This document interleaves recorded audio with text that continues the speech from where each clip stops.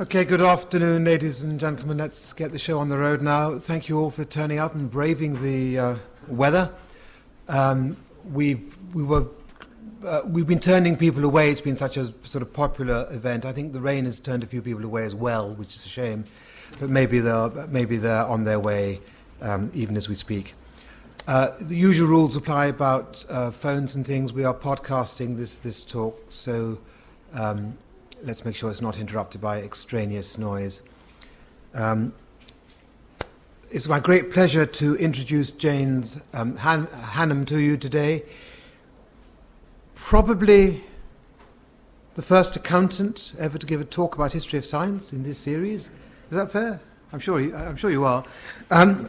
James has a remarkable career in that he worked for 10 years in the city and then thought, is there anything else? And decided to go and stop doing that and go off to Cambridge, History of Science Department, and spend 3 years doing a PhD on natural philosophy and mathematics in 16th century Oxford and Cambridge. And while he was doing that, unknown to his supervisor, he was sneakily writing a book, which had very little to do with his PhD. I believe his PhD features about 0.5% in this book. But the book was so successful that it's only been out for a couple of years. It has done so well that it was shortlisted for the Royal Society Book Prize.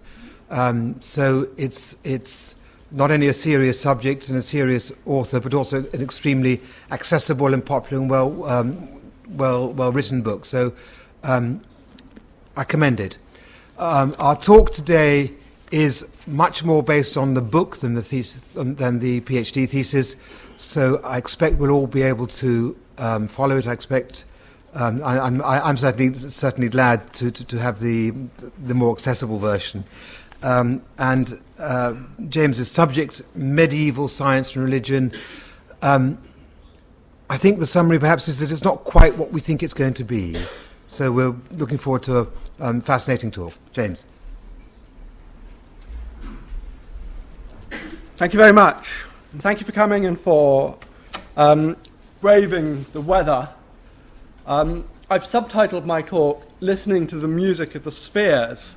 The music of the spheres was an idea that the ancient Pythagoreans had, that the universe ran in such a harmonious way that it actually produced a beautiful music, which, although human beings can't hear directly, we are able to experience vicariously through the study and contemplation of astronomy. But I also think that medieval science is a subject that is so widely misunderstood, and there are so many discordant notes that you will always hear when anyone feels that they're addressing this subject, that I'm hoping that by the end of this talk you will perhaps feel that you've tuned in a little bit to what the Middle Ages is really about, and you'll be able to pick up some of those discordant notes. When I first announced that I was going to start writing a book on medieval science, there was some concern as to whether this was a subject that existed at all. Surely medieval science is an oxymoron. And there's no doubt that the Middle Ages have had a bad press for a very long time, and they still do. Just last week, a distinguished journalist in The Guardian, who I know does know what he's talking about and I know has read my book, described the Middle Ages as 1,000 years of largely illiterate brutality. I wonder if he would have felt that literate brutality was going to be any kind of improvement. In Carl Sagan's popular book, Cosmos, there's a timeline of all the great discoveries in science. Up to 415 AD, there's plenty about the ancient Greeks. And then there is a 1,100-year gap before we get to Copernicus in 1543. So the general idea does seem to be that nothing at all happened in science in the Middle Ages. And that is something which I think is completely wrong. And we hear that the science in the Middle Ages, if it did exist, any kind of progress was held back by the Church, that the Inquisition stamped on any sort of free thought. We're told by slightly more advanced critics that medieval philosophy was all about asking how many angels can dance on the head of a pin. That was a question, I'm pleased to say, which was never asked during the Middle Ages. It was first suggested in the 17th century by a Cambridge writer called Henry More, and was just in the long list of calumnies that the Middle Ages has had to put up with. Voltaire really got the attacks on the Middle Ages going during the Enlightenment. He famously said that medieval philosophy, bastard daughter of Aristotle's philosophy, badly translated and understood, caused more error for reason and good education than the Huns and the Vandals. And that really has been the consensus of opinion ever since. And part of the reason we all think that is we all think that a great event happened in the 16th and 17th century called the Scientific Revolution. The Cambridge historian Herbert Butterfield said that the Scientific Revolution outshines absolutely everything else in Western history, including the Reformation. But it's interesting to note that the concept of the Scientific Revolution actually only dates from the mid-20th century. It's something which wasn't really noticed at the time, and indeed wasn't noticed for a few hundred years afterwards. It was only in the mid-20th century when the discipline of history of science got going, and people believing that nothing had happened of significance during the Middle Ages thought that there must have been this great revolutionary movement which could account for the sudden birth of science in Europe. But that actually is now becoming a view which is not so popular among academic historians of science. If you ask academics now, they will generally become fairly evasive if you ask them what the scientific revolution means. The Californian professor Stephen Shapin was asked to write a book on the scientific revolution, and he began it, "This is a book. The scientific revolution never happened, and this is a book about it." And that pretty much sums up the view in the academy, with the exception of a number of very senior and becoming increasingly senior professors. And I think one of the mistakes that we make when we talk about the scientific revolution is the belief that science sprang into existence at some point in the distant past. And I think we need to understand exactly what we mean by science. This, of course, is a great scientific institution which was founded in the 17th century.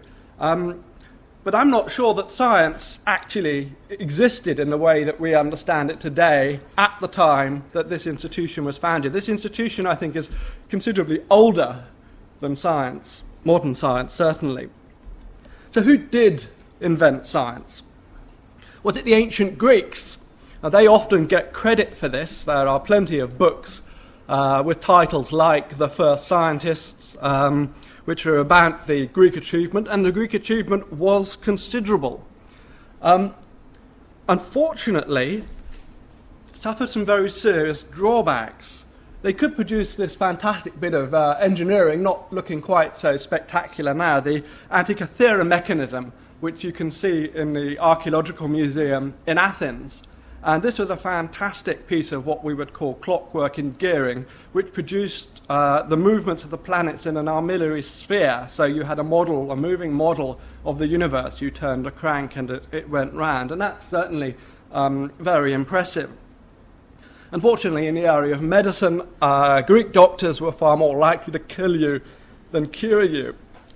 And they simply had no way of testing whether or not their medical theory worked. In fact, they had no way of testing whether their science worked at all. They had no experimental method, except for one or two exceptions which never seemed to catch on as a movement. As far as the Greeks were concerned, the way that you do science is you think about things very, very, very hard. And when you thought about something that hard, it must be true because it's completely rational. And unfortunately, that means that when you get two clever people who disagree, they've got absolutely no way to tell which of them is right because they've both thought very hard. So Greek science is an awful lot of extremely clever theories with no way of telling which one is right. And that, I think, is not what we mean by science. Perhaps science, as we're being told increasingly now, was invented by the Arabs in the Islamic Caliphate. And there's no doubt that there were important breakthroughs by Arabic scholars from the 8th to the 14th century. In particular, Al-Hazan's optical work, which does feed directly into the work of Kepler in the early 17th century and still forms the foundation of optics today. The mathematical achievement of Muslims was also considerable. In mathematical astronomy, that's to say, measuring and modelling the way that the heavens work, they made a number of breakthroughs in more accurately describing the, well, I can't call it the solar system, of course, because they thought that the Earth is at the centre of it, the Earth system, perhaps. And those mathematical ideas find their way directly, unacknowledged, into the work of Copernicus in 1543, and he used them for his own purposes. But the actual mathematical legwork had been done by Persian astronomers a couple of hundred years before. But I think it's probably true to say that there were relatively few great conceptual advances by Arab and Persian natural philosophers. They were still working very much in the Greek paradigm. And also, I think it's also true, although this is quite controversial, that science was never entirely at home in the Islamic environment. It was never taught at the Islamic schools, for instance. It was always something that you had to do as a hobby at the side. It was useful, but it wasn't something which really became very mainstream in that society. So I think, contrary to some of the books which have come out recently, it wasn't Muslims who invented science. So what about the scientific revolution? The great heroes, Copernicus, Galileo, Newton. Well, I don't think even they were doing what we think of as science, because early modern science was still very much the study of God's creation. God was at the centre of all their thinking about nature. It's often been said that Newton was the most religious man of the 17th century among some very stiff competition. And you really can make a case for that. The experimental method, which is so important to tell whether your theories are right or wrong, that was slowly developing. But it hadn't become universal. It hadn't become something which really defined what science is in the way that it has today. It wasn't until the 19th century, for instance, that we see anything approaching experiments in the field of medicine, a scientific area, of course, of great importance to all of us. The scientific problems which were solved by the people in the so-called scientific revolution were the problems really that were bequeathed by the Greeks.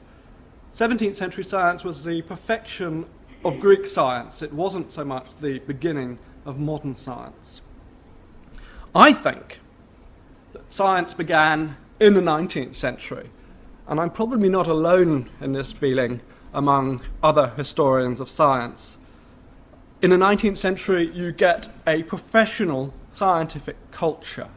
You get people who are recognizably scientists. You just have to take one look at this couple of Nobel Prize winners to know that they are scientists. A picture of Newton, he's just another bloke in a wig. The experimental method becomes totally universal in science in the 19th century.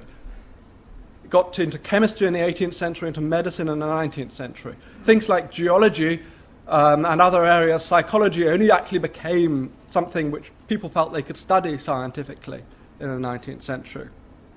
The links between science, technology, and industry is a 19th century invention pioneered by the Germans in particular with their chemical industry. We always imagined that technology is applied science, but actually it wasn't until around about 1850 that science was able to take the lead and actually give something back to technology. The steam engine, we think, well, that sounds like a scientific development. But in fact, the steam engine was invented by a process of trial and error. And it wasn't until about 80 years later that the French physicist Carnot actually set down the thermodynamic equations that tell you why a steam engine works. So as far as I'm concerned, science started. Modern science began in the 19th century, but the story of science begins way back in the Middle Ages, and that there is a continuous development and evolution of thinking about nature from the 12th century all the way up to the present day. There was no great revolution. There were revolutions in individual sciences, but they happened at different times.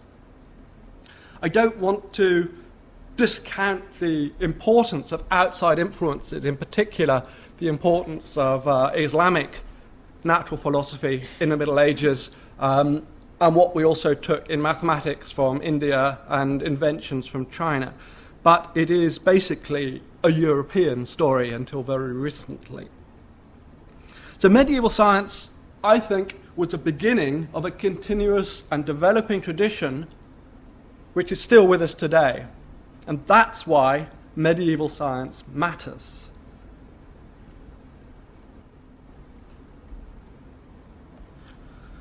So I want to deal with, I think, 4 areas where I think medieval science made a specific contribution which is still with us today.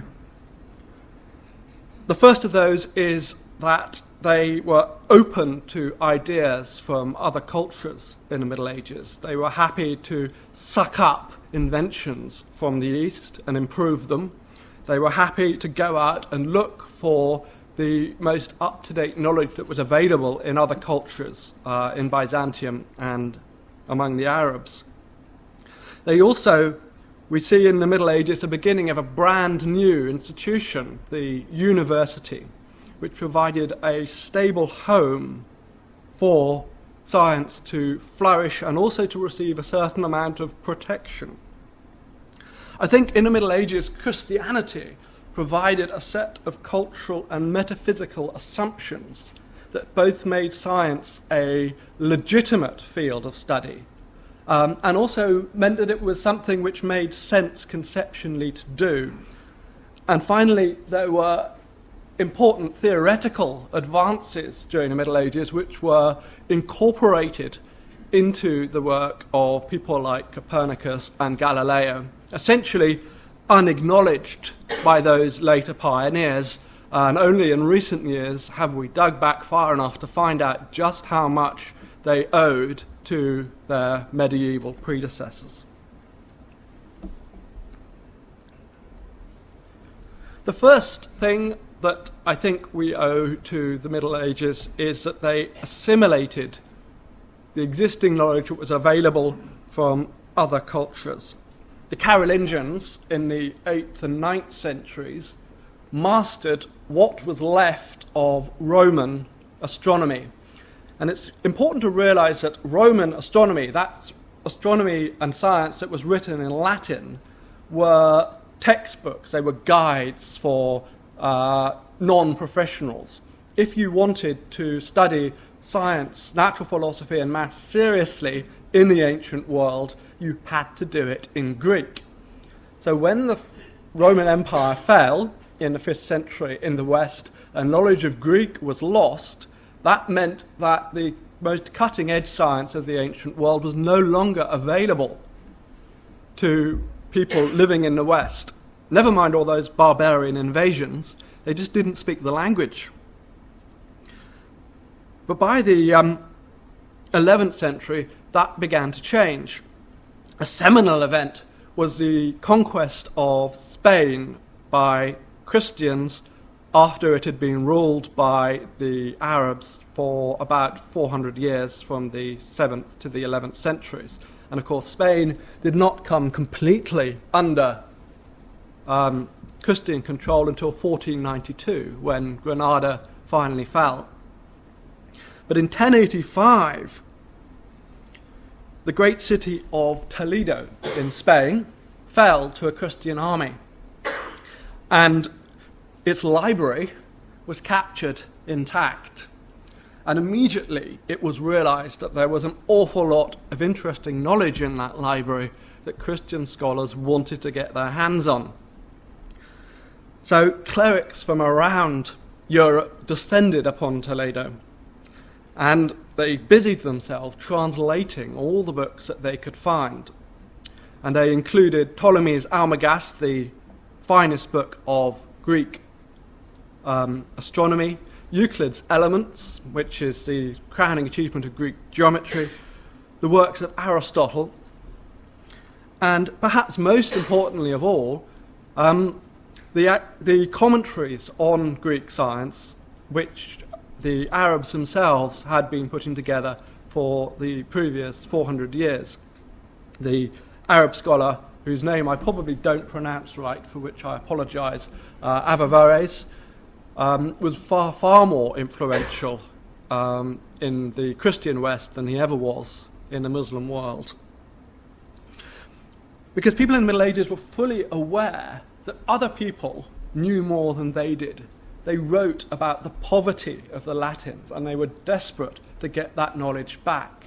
When Sicily was reconquered in the 10th and 11th centuries by Christians, again, the libraries were, I was going to say ransacked, but of course the libraries were visited and manuscripts were copied, and then the original Greek versions of the great classics by Aristotle and Euclid and Ptolemy were also available. It's something of a myth, in fact, that we owe the Muslim world the preservation of the Greek classics. We do have almost all of them in the Greek original preserved via the Byzantine Empire. I think the Arab contribution is much more a question of the original work which they produced, rather than simply passing on the work of the Greeks so that we could enjoy it.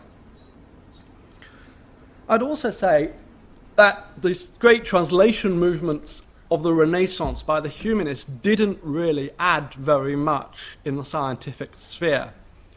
Although that was the time that the authors such as Plato and Homer were first available in Western Europe, the scientific work of the Greeks had existed in Latin for quite some time before that.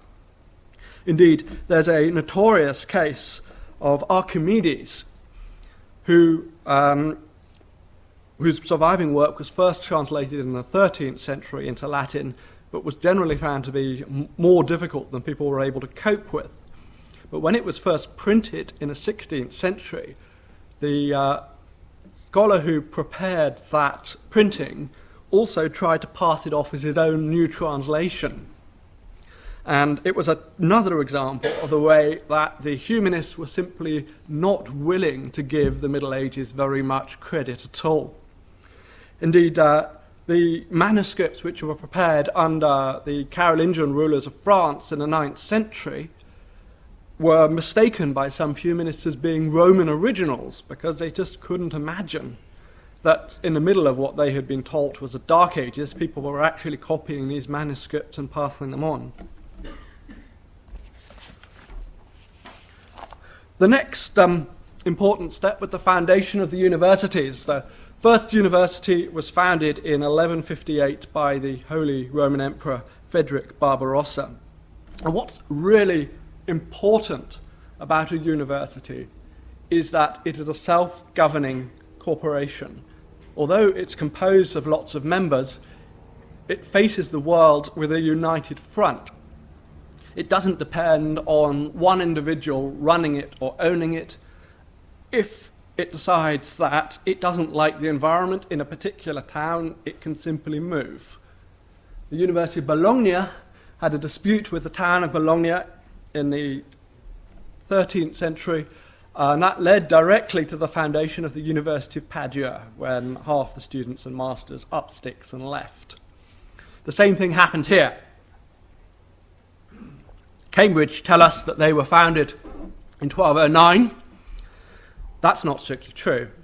But what did happen in 1209 was that the mistress of an Oxford student was murdered by her paramour, and the townsfolk were so enraged by this that they immediately descended on the lodgings of the student, and not finding him, contented themselves with stringing up all his housemates. The university was not happy about this at all, and threatened to pull out of Oxford, and indeed several did, and found a conducive home a few years later in a bog in East Anglia, where they've been ever since. I think the essential point about universities is their independence, and I think it's something that universities today need to bear in mind, and they have to resist the all-encompassing embrace of David Willits and the government, and maintain an arm's length from our rulers. If you look at the list of the world's top universities, you will find there are almost none in continental Europe. And a reason for that, I suggest, is that most of those universities have been nationalised and turned into degree-making machines. It is the independent universities of the UK and North America which dominate the rankings. Independence was the reason that universities were so important in the Middle Ages, and I think it's the reason that they're so important today. And this is the syllabus that everybody had to study right the way up until around about the 16th century. You begin with grammar, rhetoric, logic, that's what we might call the humanities. And then there's a compulsory course of science, arithmetic, geometry, music, that's kind of musical theory rather than learning how to play an instrument, and astronomy. And then you had to study philosophy, not just natural philosophy, that's to say what we might think of as like science, but also ethics and metaphysics. And the church insisted that you went through this entire course, and it took anything up to about 5 or 6 years before they would even admit you as a student to the theology faculty. So the church said that a grounding in science, among other subjects, was an essential prerequisite if you wanted to study theology. And that meant an awful lot of students did study these subjects, even if, in fact, they were simply trying to get a broad general education rather than actually wanting to become theologians. Probably the most controversial thing that I'll say today is that I think that Christianity, far from being something which has impeded progress in science, has been, generally speaking, rather more conducive for it. The term that I prefer to use is not one of conflict or even one of harmony, but one of creative tension. There's definitely tension between science and religion, but it's not a tension which necessarily leads to conflict and can be mutually enriching. The great myth of the historical conflict between science and religion dates from the 19th century. And it's interesting to note that quite a lot of the things which I had originally assumed were evidence for this conflict never happened. I read, for instance, that the church tried to ban zero. I read this in a work by Peter Atkins, who's an Oxford professor of chemistry, but it turns out to be total fantasy. The church tried to ban human dissection, we're told, but in fact not so at all. The church tried to ban alchemy.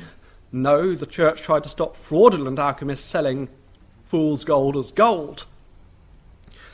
There's even a ridiculous story about a pope trying to excommunicate Halley's comet, which is still doing the rounds. Now, that's a really stupid thing for a pope to want to do, and sometimes it amazes me that people who consider themselves to be skeptics just swallow all this thing hook, line, and sinker. And it is true to say that there have been authentic conflicts, and we're in the middle of one today over evolution and creationism. But that's not really the whole story. And going back in history, if you're looking for true examples of conflict, it's difficult to find many beyond the infamous trial of Galileo. And even that was far more, I think, about politics than about science.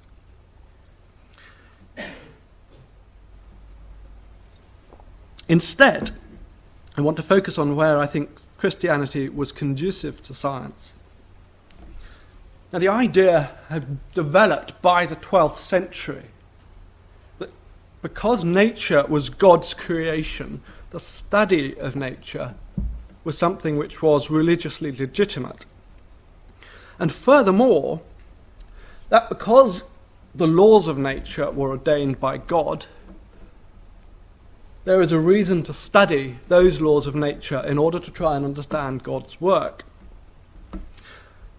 But those laws are, because they are the product of a reliable God, tend to always stay the same. They become laws which are long-term worth studying and worth finding out about. There's no concept that nature is at base chaotic. Nature is at base lawful and therefore is worth studying. Now, of course, if you're a Christian, at least in the Middle Ages, you believe in miracles. But in fact, that doesn't stop you from doing science. John Buridan, a 14th century natural philosopher, one of the great figures of medieval philosophy, was quite clear that although God is quite capable of subverting the laws of nature if and when he feels like it, that doesn't matter when it comes to studying natural philosophy. You are studying the ordinary course of nature. And indeed, in order to recognize a miracle, you have to know what the ordinary course of nature actually is. So the complaint which we sometimes hear that Christians couldn't have been any good at science because they thought that God was simply running the show directly and everything was God's will, is not true at all and doesn't represent medieval thought. And then mathematics only really became integrated into natural philosophy in the Middle Ages. In the Greek world, maths and physics were two very separate subjects. Aristotle was adamant that you can't use one discipline to prove something in another. And although he was happy to use simple mathematical examples in his physics, he wasn't able to integrate the two subjects in a way that science today requires. That first happened in the 14th century. Thomas Bradwardine was actually Archbishop of Canterbury when he died, unfortunately the Black Death. But before he became Archbishop of Canterbury, he was a noted natural philosopher and mathematician, and he turned Aristotle's physical theories into what probably the first mathematical formula for motion. It was completely wrong because Aristotle's laws of motion are completely wrong. But mathematically it did accurately describe what Aristotle said the laws of motion ought to be.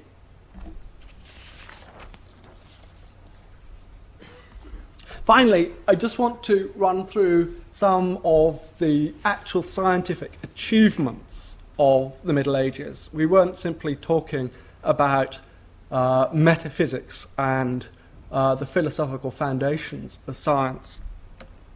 The mean speed theorem is something which actually you'll all be familiar with if ever you studied basic mechanics at school. It tells you how far a uniformly accelerating object will travel. And it was first developed at Merton College, Oxford, at the beginning of the 14th century. And it was graphically proved by Jean Buridan's student, Nicole Orem. He ended his career as a bishop. And what I've done here is shown you some of the representations of this graphical proof over 300 years. We've got Hannam's there from a 14th century manuscript. The same proof given in an early printed book published in Venice at the end of the 15th century. And then the proof, in fact, as people now tend to think it's its origin, from Galileo's two new sciences. Galileo, of course, made no mention at all of the medieval predecessors he had who had found this proof out long before him. In fact, he very nearly says, but not quite, that he invented it himself. Also in the 14th century, Jean Buridan developed the arguments which allow us to show that even if the Earth is moving, we can't feel it. Now, as far as people in the ancient world were concerned, it was blindingly obvious that the Earth isn't moving, because they knew how big the universe was, and they knew that it would have to be moving at thousands of miles an hour if you were going to reproduce the phenomena you see in the skies. That, obviously, is ridiculous. It wasn't, however, until the 14th century that Jean Buridan realized that he could use arguments about relative motion to show why we cannot feel the Earth moving. Buridan was actually only asking the question, is the Earth rotating? And today we're probably, he uses the idea of two boats, and if you're on one and they're both, if you're moving at a constant speed or you're stationary, you can't tell whether it's you or the other boat that's moving. We've all felt it when we sit in a stationary train and the train next door starts moving, and for a moment we feel as if it's us who started moving and that the train next door is stationary, or indeed vice versa. And Buridan realized this, and consequently he realized that actually you couldn't use the physics he had in his day to tell whether or not the Earth was moving. And that argument was picked up and appears in a number of books, including, most famously, Nicholas of Cusa's On Learned Ignorance, one of the theological classics of the late Middle Ages. And Nicholas of Cusa was a cardinal, and he thought that the Earth possibly does move. He also thought the universe was infinite. It had to be, he said, because God is infinite, and therefore for God to be adequately reflected in his creation has to be boundless as well. So this isn't an obscure book that we can assume just got lost in libraries and nobody would have heard of. It's a book that Nicholas Copernicus certainly knew and used exactly the same argument in his classic De Revolutionibus in 1543 to explain to his admittedly quite sceptical readers why he thought the Earth could be moving even if they couldn't feel it. And again, of course, Copernicus makes no mention of his medieval predecessors. He makes plenty of mention of ancient Greek predecessors, sometimes misquoting them in order to make it sound like that they're supporting his argument. And in fact, bizarrely, he says he gets this argument from Virgil, of all people. But that was simply the intellectual fad of the day. You had to show that everything was derived from the ancient world, and the Middle Ages had become something that people were keen to forget. Finally, going back to Jean Buridan, he developed an idea called impetus, which was a way to try and understand how projectiles move. If you throw something, it keeps moving after it's left your hand. Aristotle said, because he thought it was obviously true, that no object can possibly move if there is nothing else moving it. And that hamstrung mechanics for about 1500 years.